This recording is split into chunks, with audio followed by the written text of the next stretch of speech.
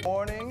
Your time is 6:11 on this Tuesday morning. Rainfall has been 0 this month, which is good because we've seen so much rain. You can see last month almost 7 inches of rain, almost 8 in September, 10 to 11 in May. And notice the average for this time of year, at least at the end of the year, 31. We're at 45.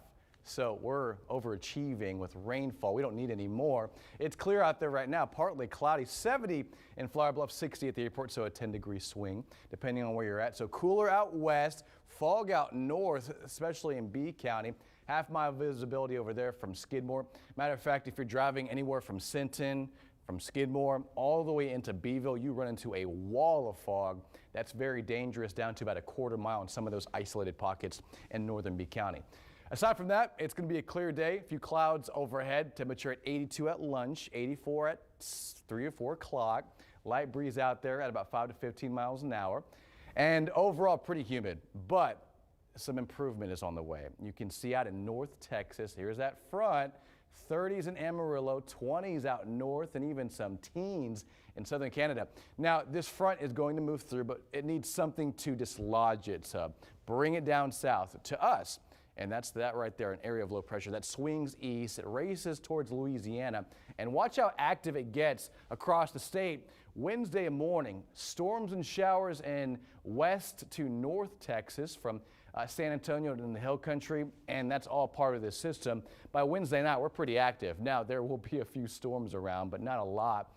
And as it moves southward Thursday morning, that'll provide our last rain chance and then eventually clear out the skies. But depending on how long the clouds last in the area, depending on how stubborn, will dictate more about the clouds and the temperatures at the surface Thursday afternoon into Thursday night. But eventually it clears to sunshine Friday, Saturday, and Sunday. So if you have plans this weekend, it looks phenomenal, but colder, more mild, especially in the afternoons. Now, in terms of the rain coverage and accumulation, looks best Thursday night, Friday morning, of which could amount to about 1 to 2 inches of rain.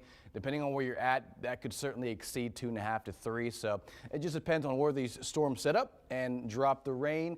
But our best rain chance late Wednesday, early Thursday, 0 chance at rain Friday and this weekend.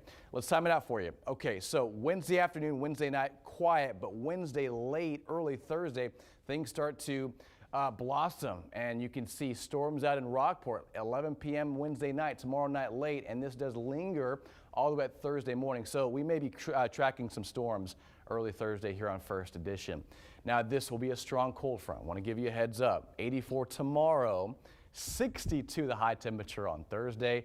That's a big shock to the body, and that's a 20 to 25 degree swing in high temperatures. Mornings will trend into the 40s this weekend. Beautiful weather, especially for Sunday football if you have any outdoor plans.